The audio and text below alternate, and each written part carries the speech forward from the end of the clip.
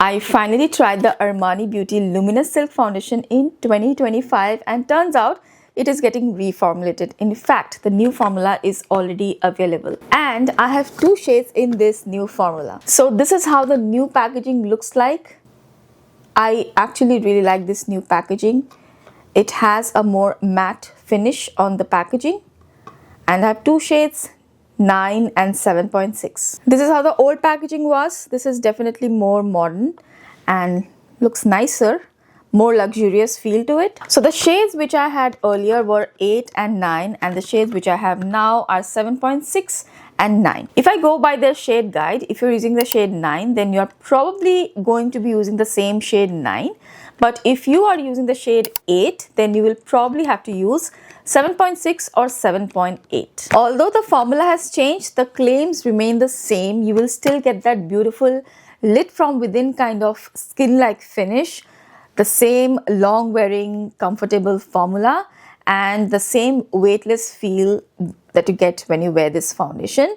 How they have innovated, they have improved the skincare benefits of this foundation and they have increased the shade range, so there are more shades to choose from. So that's great. What I understand is that there are some new EU regulations because of which they could not use a certain ingredient from the older formula, so they had to remove them. So that's why they had to reformulate this. Now let's go ahead and try these two shades which I have. Let's try out shade 9 first because this is what matched me perfectly from the older formula. This is the shade 9 which I'm going to apply on this side of my face. This is how the texture is of the foundation.